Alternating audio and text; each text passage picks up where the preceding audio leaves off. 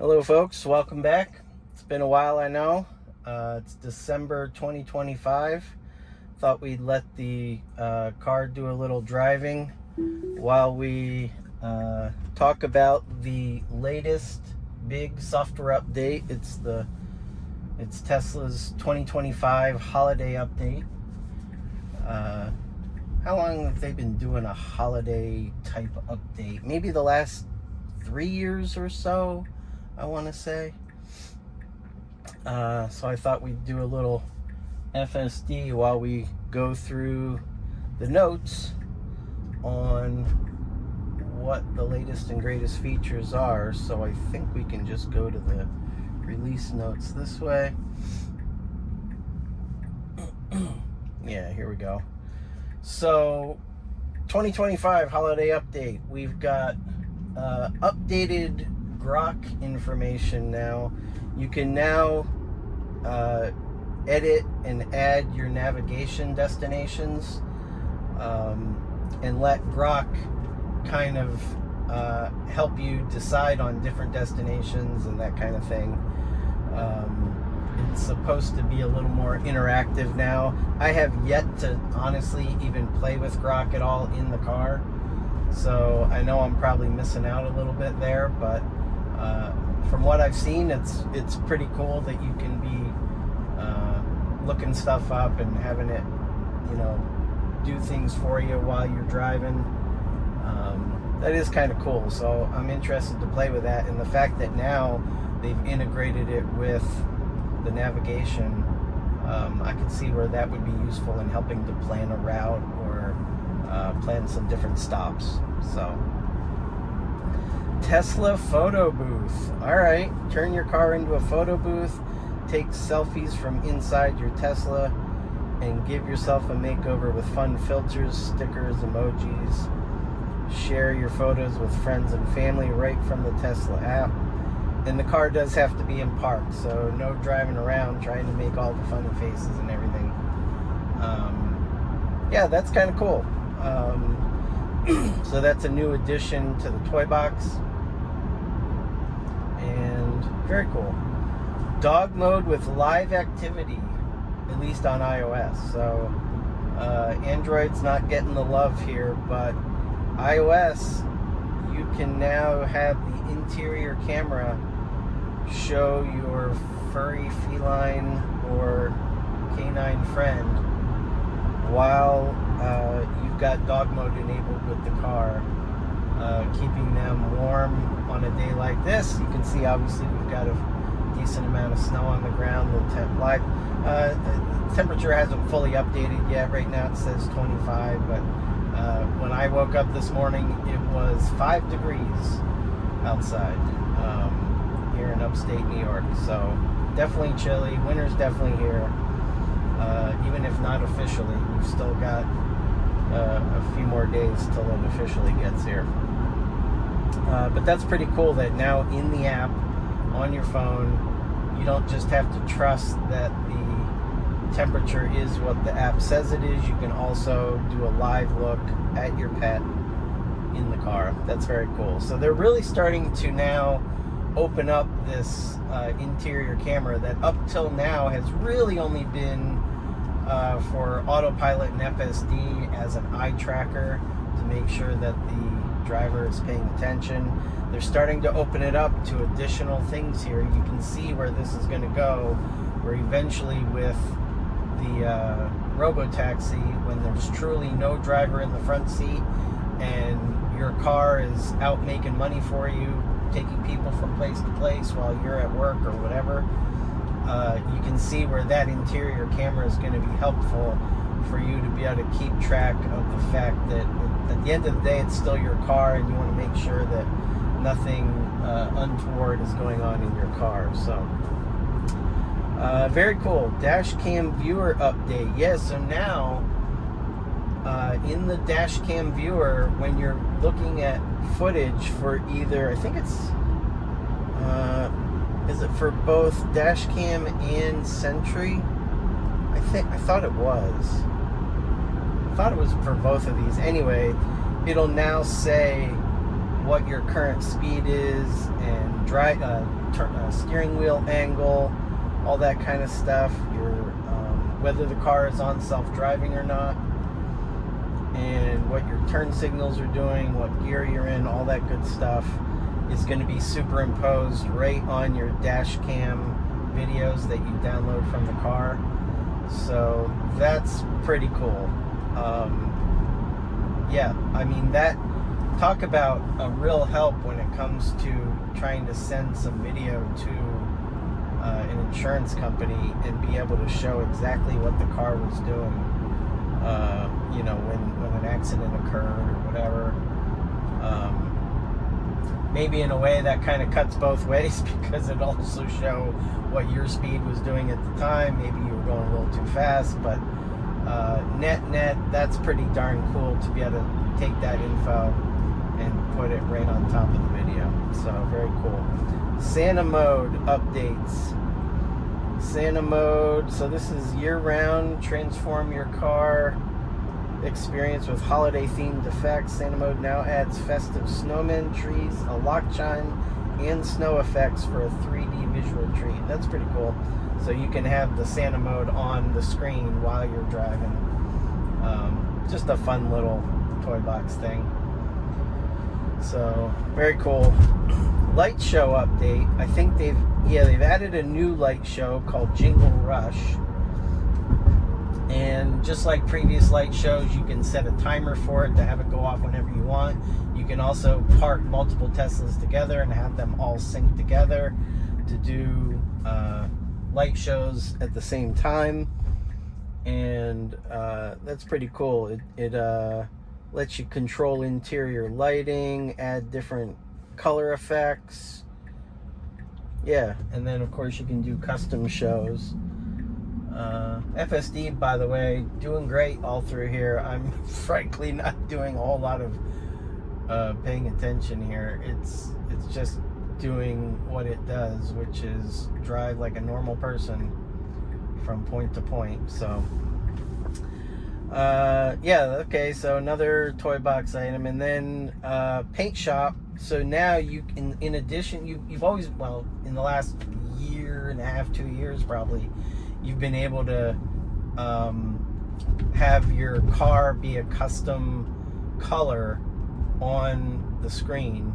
So if you have a wrap, or you otherwise just want to show your car in a different color on the screen, you could always do that, for the last couple of years at least. Now you can do even more customization. Yeah, they've got preloaded designs, or you can upload your own on a flash drive. I wonder how you do that if you're creating it elsewhere. How does it update on the flash drive? Is it some kind of a 3D modeling? You know, it's probably not a normal JPEG that you're uploading, I imagine. I'll have to look at the technical details of how you create a custom paint shop design that would match, say, you know, someone's wrap design or whatever. It's got to be some kind of 3D file type. That's pretty cool. Navigation improvements. You can now reorder your navigation favorites. Ah, that's awesome, because the favorites have always been listed in reverse order of when you added them. So the oldest were always at the bottom, the newest were at the top, which I guess sort of makes sense. But if the original ones you add are common ones that you would always go to, they're always at the bottom of the list. Now you can put them where you want. Yeah, I'm probably going to put, you know, for things like Uber, I'll probably put the airport and the train station up at the top. Yeah, that's nice that you can reorder them. Set home or work by dropping a pin anywhere on the map. I kind of thought you could do that before. Yeah, I was pretty sure you could do that. But anyway, and view suggested destinations based on your recent trips and habits. I think it has done suggestions before. Yeah, that's not, that part isn't technically new. A lot of times, if it sees that from a certain destination you often go somewhere else, And I'm not talking about just the home or work kind of thing, but it will try to remember that and suggest those destinations again based on your current location. Pretty sure it did that before. Maybe it's kind of got an improved engine on that. So automatic HOV, boy, there's a lot of updates here. Automatic HOV lane routing navigation now includes an option to use HOV carpool lanes automatically based on time, passenger count, and road restrictions. Well, there was an option under navigation about you could avoid HOV lanes, I believe. But now, apparently, you can tell it to specifically try to use HOV lanes. Okay. And it does it automatically based on time, passenger count, and road restrictions. I wonder if it knows the actual restrictions for various HOV lanes, because they're not all the same. Sometimes, normally you got to have at least 2 people in the car.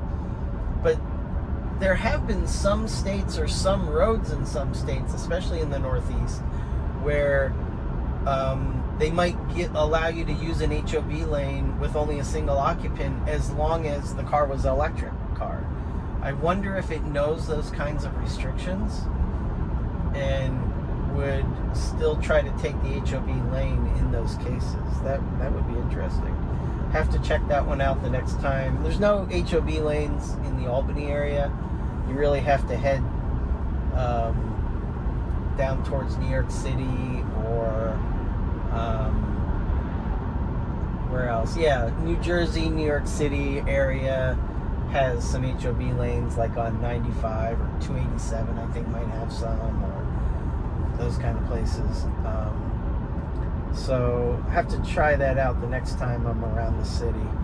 Superchargers site maps. You can now see a 3D view of select Tesla superchargers.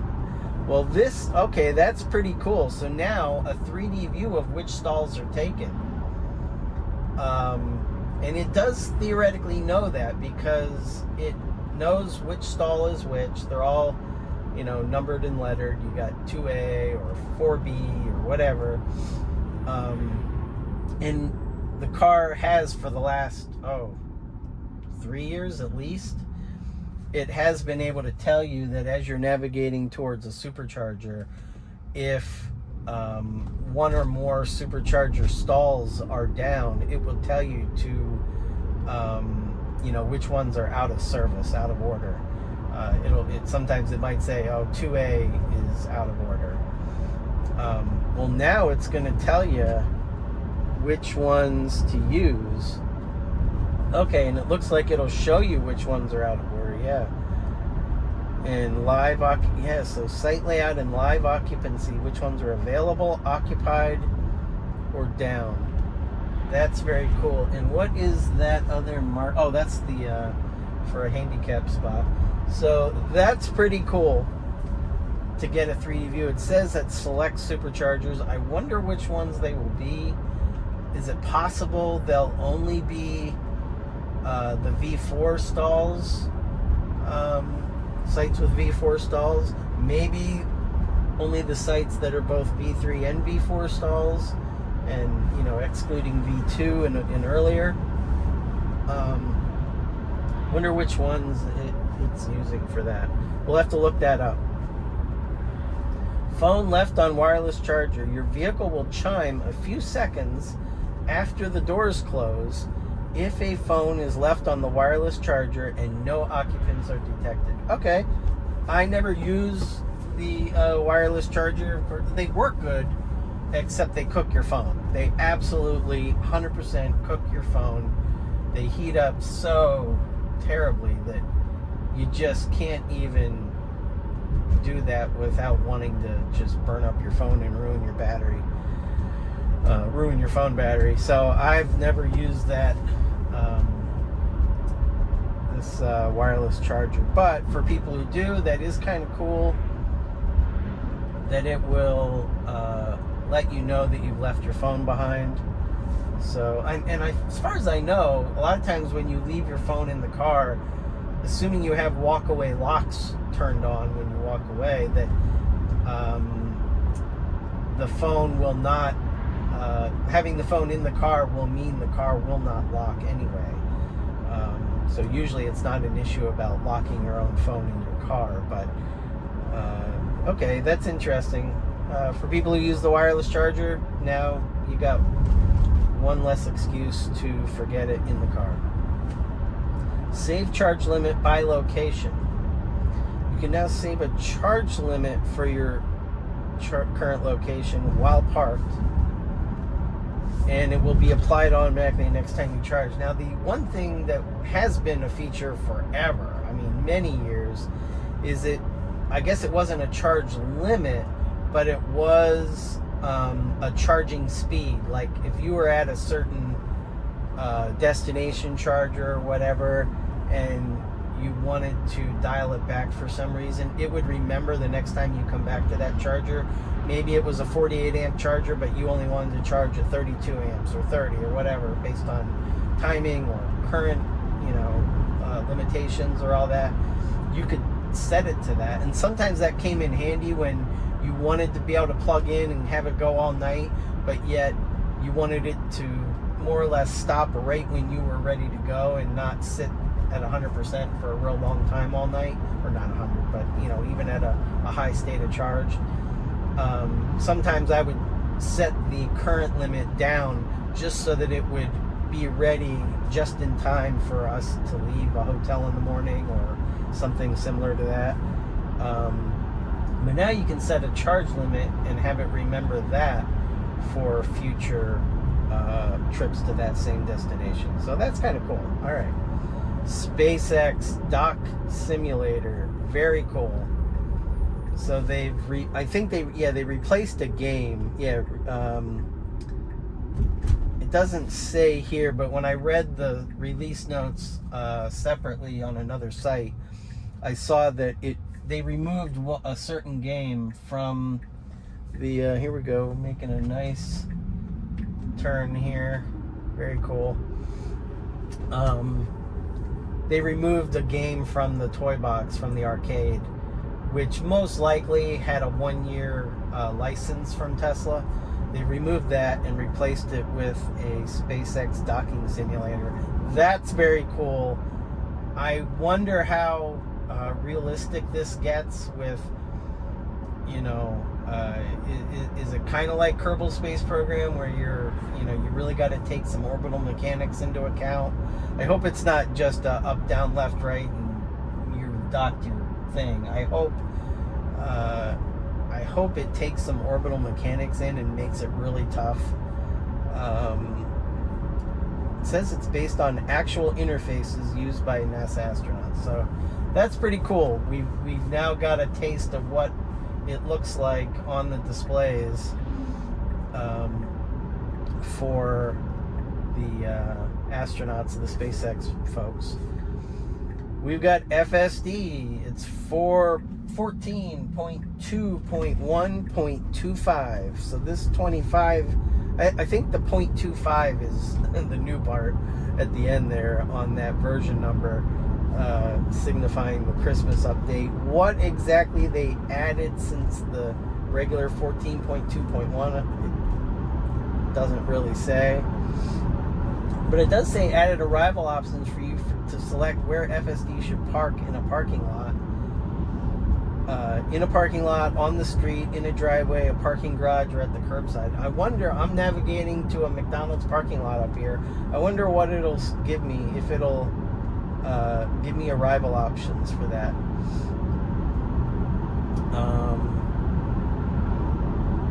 Added handling to pull over or yield for emergency vehicles. That'll be interesting to see, because it generally hasn't done that. Fire trucks, ambulances. What we really needed to do is stop for school buses. So FSD, as you can see, other than it saw that I wasn't 100% paying attention outside, so it had me touch the wheel for a second. But otherwise, this thing is just rock solid when you're having it go point to point. handles roundabouts. And yeah, we're going to go through a couple roundabouts up here. So, arrival options. There we go. At destination. So you can now select an arrival option, such as parking lot, parking garage, etc. Your preferences for arrival options and preferred parking positions are persisted for each destination. Interesting. So now, if you park in a certain spot and that's your favorite parking spot, it'll try to park there again. That's interesting the next time you show up. Our reasoning model will assess the suitable options for your destination and pick an intuitive default. Okay, we'll see. Speed profiles. Holy cow, we still got more. Yeah, so we got Sloth and Mad Max in addition to the normal chill, normal, or chill, standard, and hurry. So they've added a slower profile and another faster profile. I just keep it on standard unless I'm looking to do something else, but standard works perfect. UI improvements. You can now view your self-driving stats under Controls Autopilot. Start self-driving with a tap of the touchscreen from park or anytime during your drive. Adjust settings like speed profile and arrival options directly from the autopilot visualization on the center display. Okay, so hopefully the arrival option up here will do that. Brake confirm, you can have that start or allow you to start self-driving if not, if you want. Other minor updates, wireless. Oh, you can enable or disable the wireless charging pad. Send a mobile alert to your phone if any cabin door is left open while dog mode is active. Add Spotify tracks to your queue right from the screen. Okay, very cool. What I want to do is from this visualization. Oh, now this is not the correct.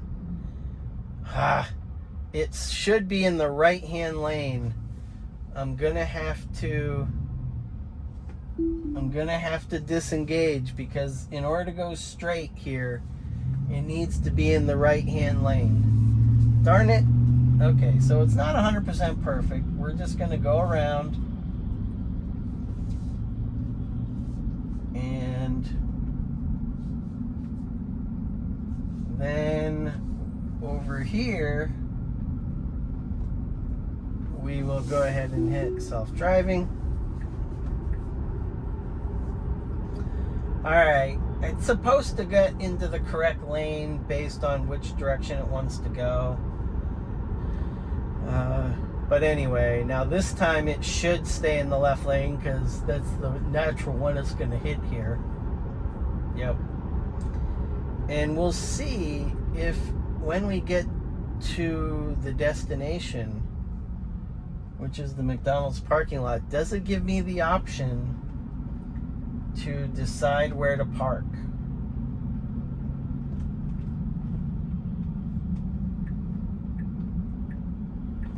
Okay, it's getting around here, but now it needs to be getting into that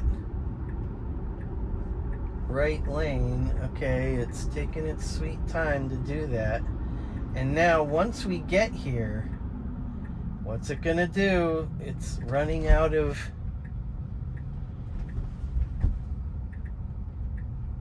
Oh, it's picking a spot. It picked a parking spot. Boy, it just went right in, not touching a thing. Put it in park. All right. It's not technically where I like to park. I wonder if I had chosen to park over there, if I took over, would it then park in a different spot next time? But still, before it would pull into the parking lot and then it would almost kind of like die. Now it is picking a parking spot. I think the next upgrade is going to be let us, it didn't give me the option for curbside or whatever here, or I don't know how I would be able to get it to preference a certain parking spot again, but I do see that it's suggesting, based on previous history, another destination, Albany Airport. I often do head down there from this destination. So, very cool that it's at least parking now and not just dying in the middle of the parking lot, which is good. That's definitely a step ahead. Of course, when it's navigating to a McDonald's, it should be asking me, do I want to go through the drive-through? That's, I think, several updates from now, but eventually that's what you're going to need on a self-driving car, is the ability to go through drive-throughs and, bank ATM drive-throughs and that kind of thing. But anyway, that's all to come. They're working on it. Good job, FSD. That was really more of a navigation error. It wasn't a driving error per se. The thing is just rock solid when it comes to driving. So that's it for now. That's the holiday update 2025. We'll see you on the next one. Keep tripping. Bye-bye.